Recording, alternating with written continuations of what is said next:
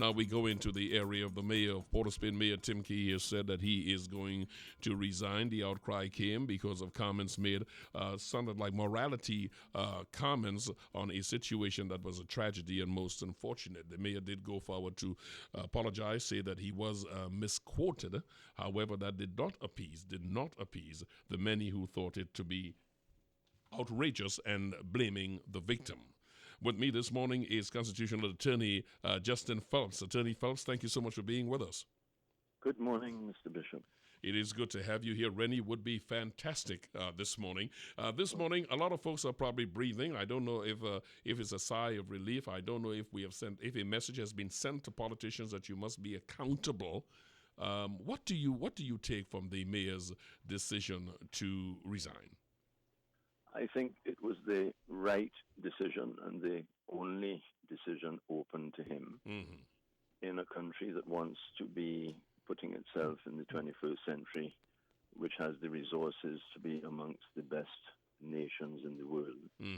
The protection of women and I want to emphasize this, and children are matters that are simply non-negotiable.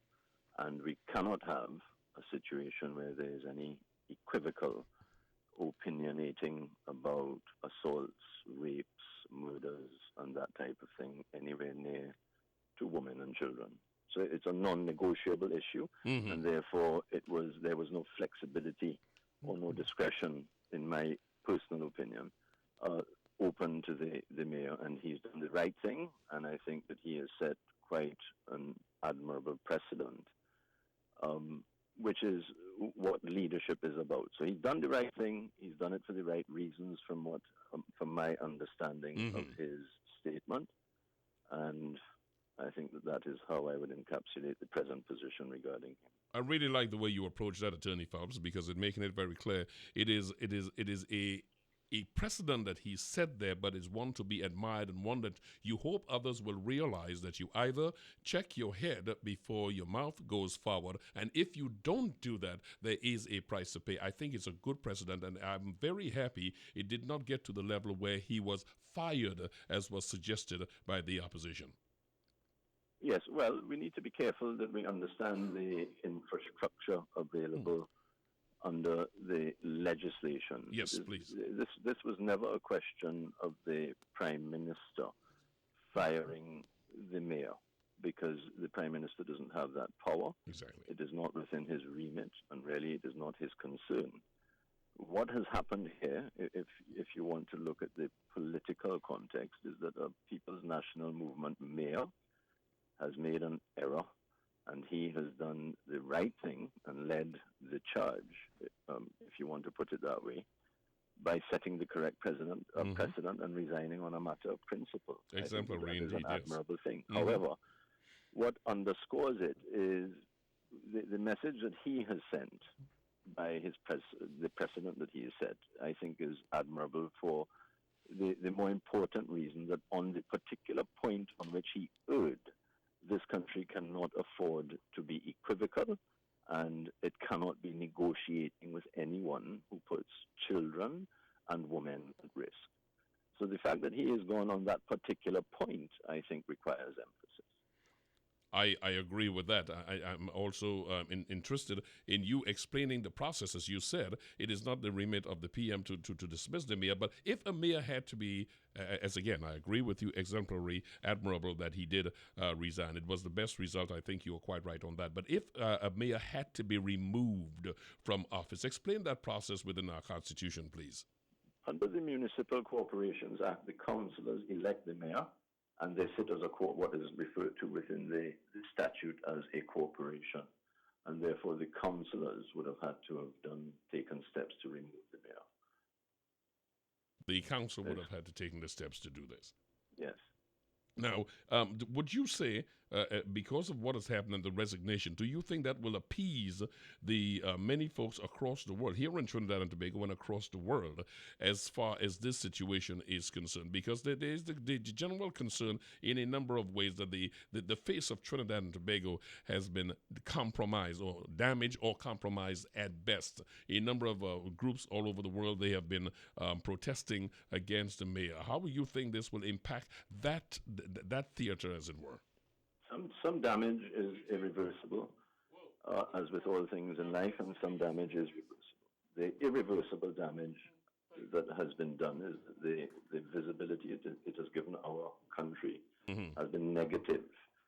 The reversible damage is that we now have a situation for the first time in recent years where protest and the voice of the people is reaching persons in public office. And this is where I think a lot of respect, notwithstanding the disputes that have arisen about the motivations for the protests, I think a lot of respect, admiration, and congratulations has to be extended to the persons, the women's group, Womantra, and the other people who participated in that protest, because it sends a right message to persons interested in all sorts of vulnerability. And I wish to emphasize this.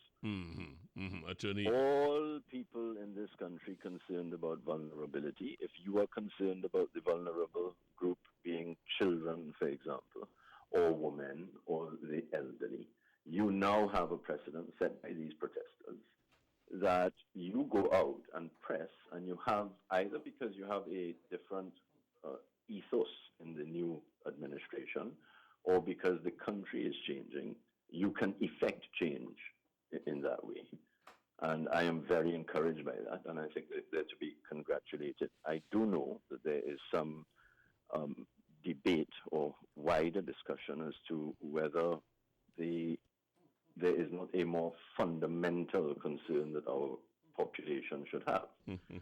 This population cannot afford lipstick activism.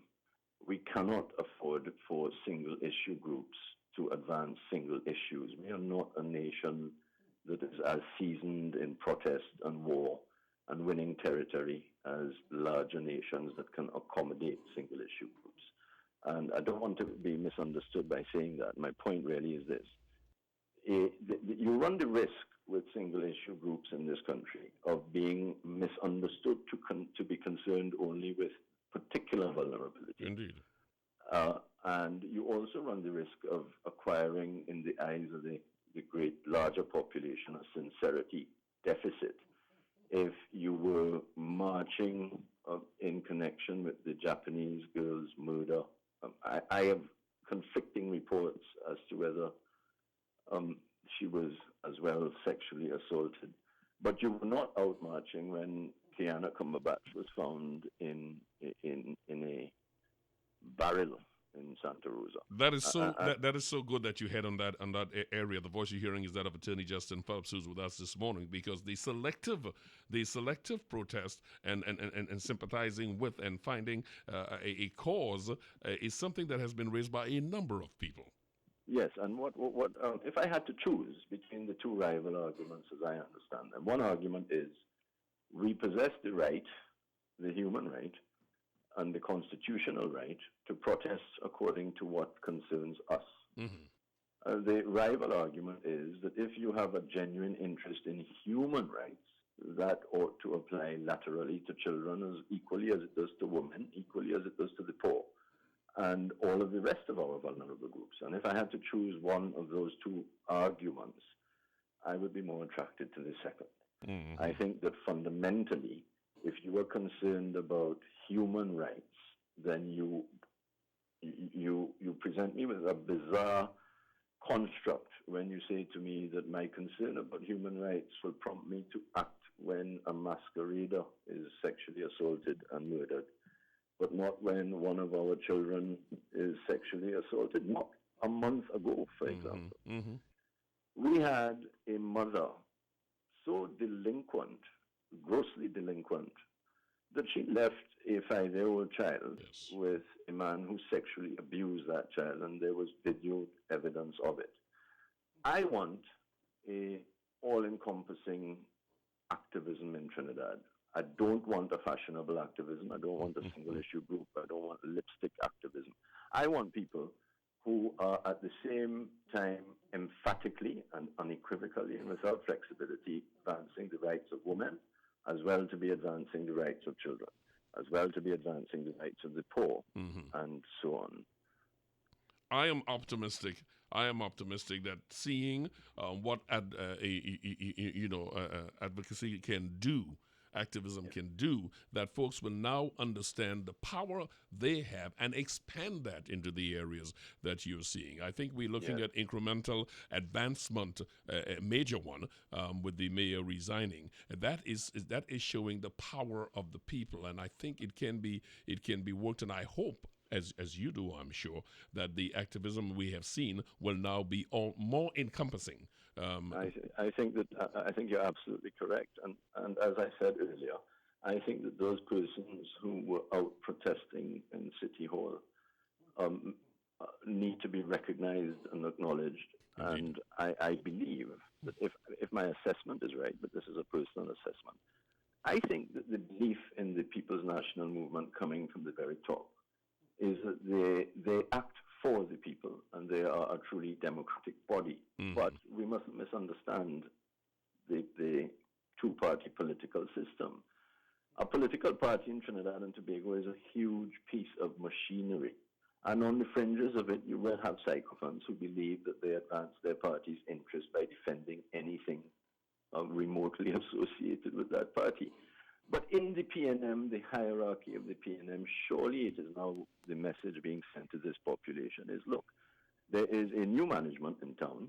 We want to hear what you have to say, and we will bend to public pressure when it is applied in what we think is a relevant and progressive way. And I think that, too, is to be congratulated. So it is ironic and perhaps quite a bitter irony, and I need to be careful how I select my words, but the bitter irony coming out of this is that a tragedy, I think, has highlighted two very good things in this country. One is that we have groups like Womantra who are prepared to protest for the right things and the right reasons. And two, we have a paradigm shift and a new ethos that is going to cause the persons in public office to bend to that public pressure. I fully agree with that. I try not to bring the politics into everything, but politics is everything. And I'm curious as to something that happened, because it's about sending the wrong signal. When we had the leader of the opposition, for instance, criticize and ask for the removal of the mayor, which is fine, which I'm in agreement with, that there was a case there. I mean, whether I'm in agreement or not is irrelevant. What is relevant is to say that if he is not dismissed, it speaks to the governing party being complicit in that position. That, to me, was troublesome. Well, the difficulty there is arising out of the comments made by the leader of the opposition and her apparent misunderstanding of the legislative regime. The Prime Minister and the leadership of the PNM can do nothing to remove the mayor. I think that what might have confused Mrs. Prasad-Bissessar is that the mayor was elected by a corporation that was predominantly PNM. But she has misunderstood the law if she made that comment. But more to the point, again, without wishing to be political, for Mrs. Kamla Prasad-Bissessar, who oversaw a regime for 5 years where you had to show her video evidence of transgressions before she would fire anybody. And on one occasion, having shown her the video evidence, she wouldn't fire someone. To make those comments means that she has stumbled across a talking point rather than that she has any body of beliefs or belief system or value system that causes her to believe that Mr. Timke should have resigned.